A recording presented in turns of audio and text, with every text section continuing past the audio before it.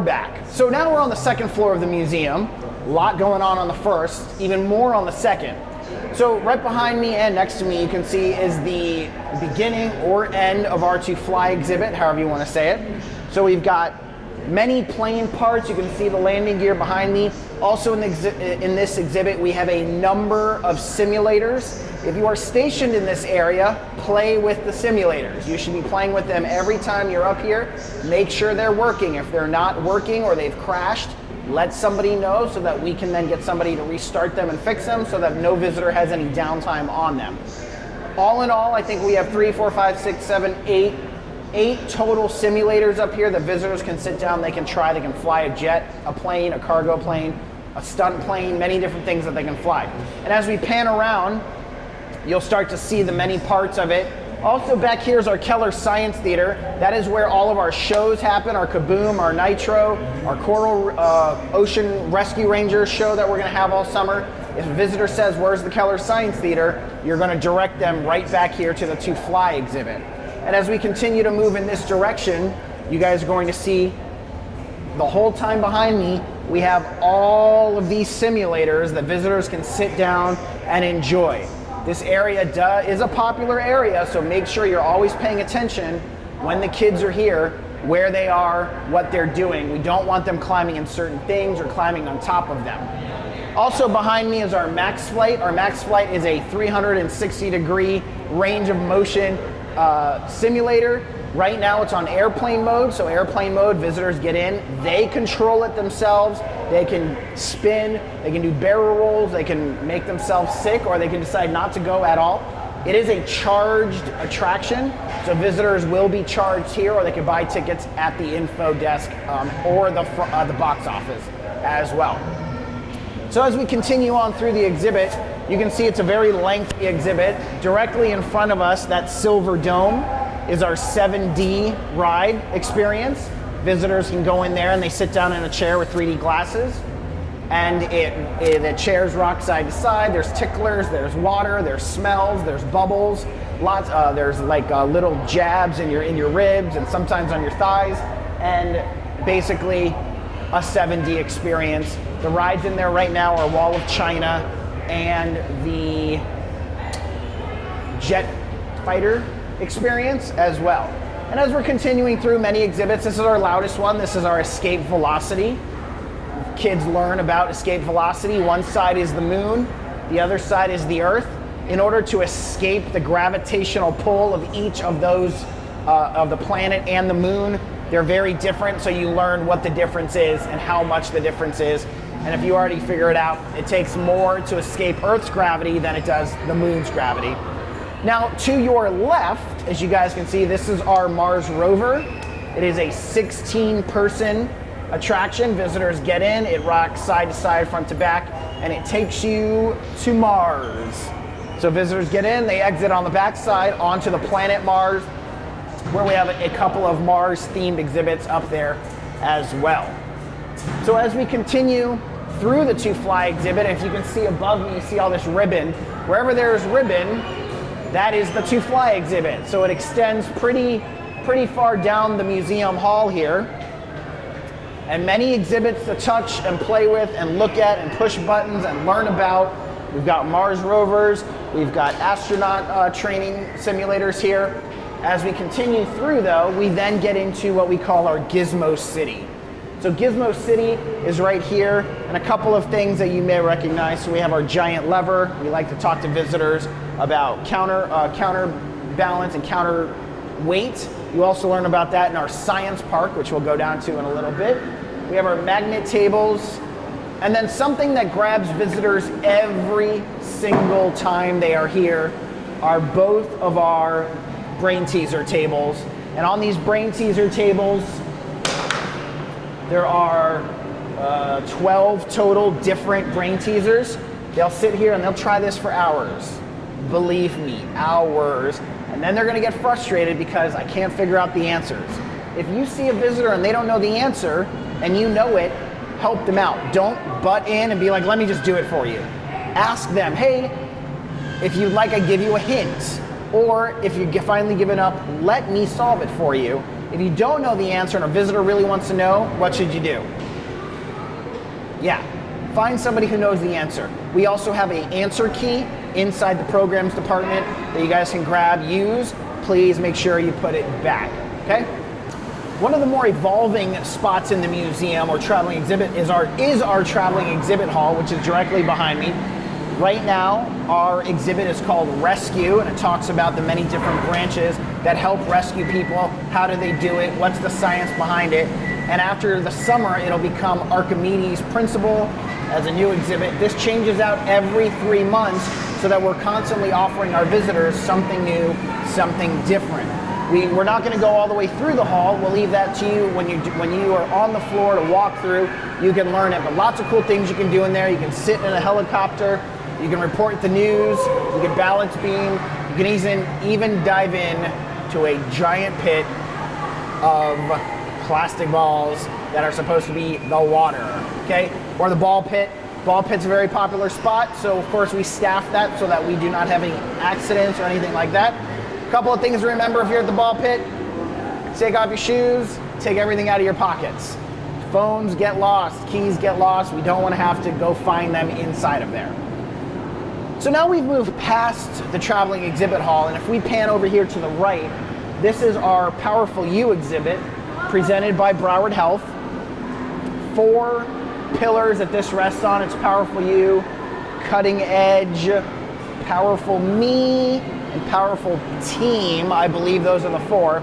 But as we go through it, we're talking about the different technologies involved in the Powerful You exhibit. So we start here in Cutting Edge, where we're talking about surgery, robots doing surgery, which is already a thing. We also talk about using lasers. We have the CAT scan right over here, the cyber knife. It's one of the more fun exhibits, but a lot of people don't know how to use this one. It's called Let's Go Steady. A lot of people will just do this. They'll throw the ring, and then they'll try this, and they don't understand what it is. Well, if you get the 2 handles, one on each side, the goal is, using the handles, you're supposed to move the ring up without letting it touch, and we're demonstrating how steady a doctor's hands have to be when they're doing surgery. Because some people, they do this, and if you touch, the alarm goes off. But a lot of people, they don't know how to use it. Easy thing, let me show you how we use it. You show them and you challenge them to see how far up they can get.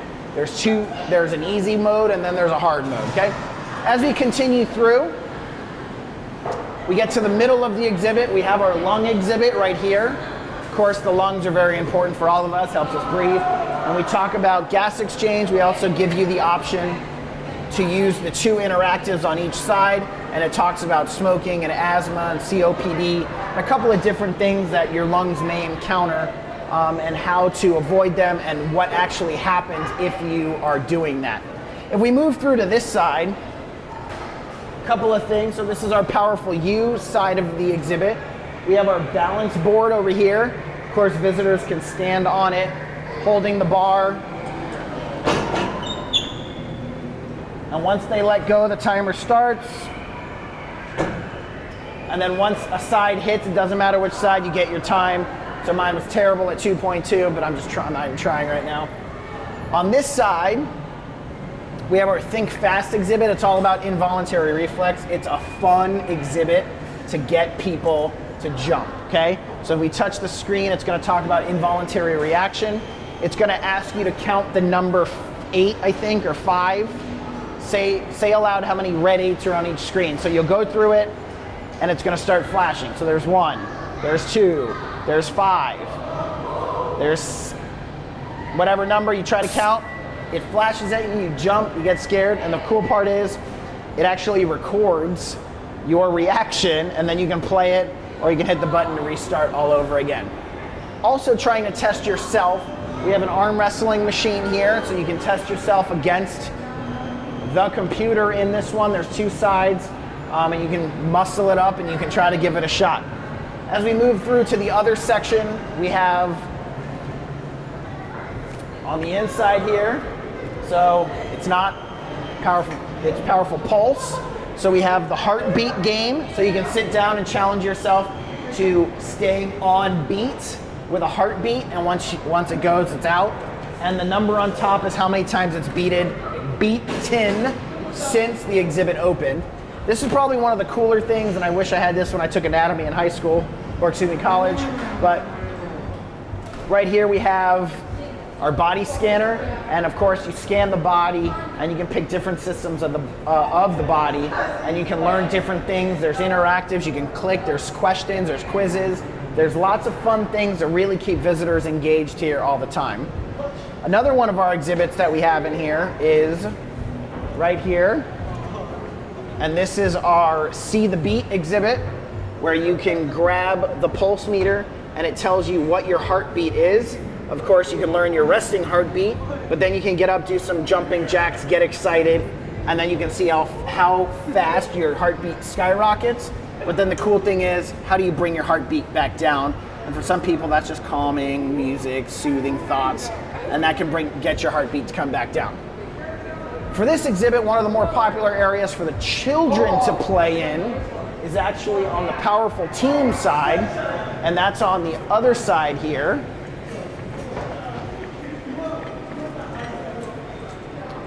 And as you can see right here, we have our ambulance. So kids can get in and they can be ambulance drivers in the front. They can hit the siren, they can talk with the visitors in the back. And in the back we have a stretcher, so you can stretch, or you can stretcher the patient, put the patient in here, and then have somebody sit here and help do the medical side. Of course, there's no medicine here, so don't think anybody's doing anything crazy. Right here's our x-ray table. Of course, when you go to the doctor, they get an x-ray.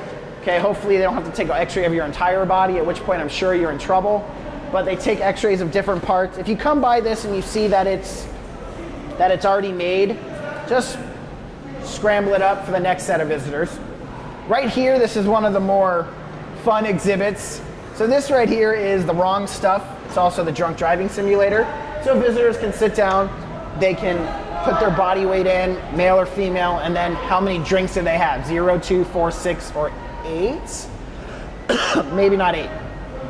And then they can drive. Now, kids make it a point to like, oh, watch, I'm gonna do this, and they get all the way to the end. Well, the next challenge, if you wanna amp or step it up for a visitor or a child or a teenager, is, all right, well, take out your phone, drive, and text at the same time. And when they try that, 99% of the time, they don't make it, okay? So we definitely are driving home the point of don't text and drive, right? And then right here on the left, the last one, this is our golden hour. So we talk about that first hour when something happens to a victim, and how in that first hour, it's very critical for them to get the patient from the accident scene into the hospital and stabilize. They call it the golden hour. And it's a little turning knob. It used to roll, it doesn't roll anymore for safety reasons. So we have a little turn knob on here that visitors can pan through and enjoy.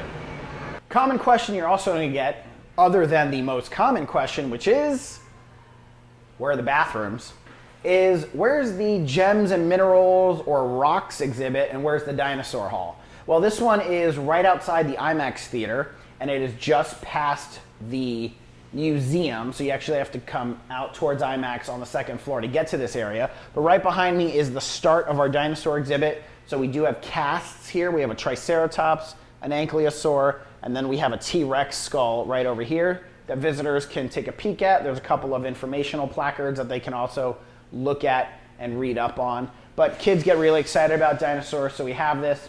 And then moving back into the museum itself, we have a number of other dinosaur artifacts. We have an actual dinosaur fossil there, casted, real fossil. These are replicas right here, the dinosaur eggs that are next to it. And as we continue moving in, we have ammonites. And this is everything, visitors, some visitors want to see dinosaurs, some want to see animals, some want to go do the brain teaser. So there's something for every visitor. You just have to make sure that they know it's here. Because if they don't know it's here, and you don't know it's here, well then nobody's gonna find it, okay? And we continue on, so now we have sharks. And this just goes hand in hand with the megalodon downstairs. Shark jaws, we have fossilized fish down here and on top as well. Pretty interesting little facts.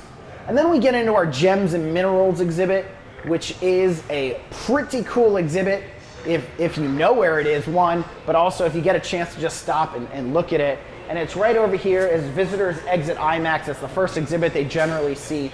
But inside of here we have a variety of gems and minerals, all real, all named. They're beautiful in color on all, we have 4 cases of them.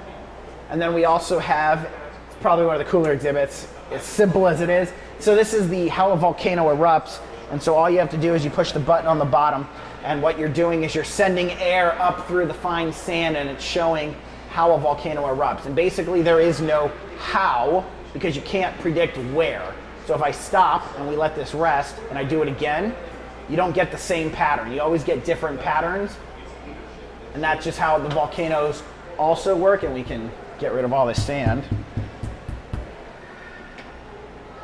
And there we go.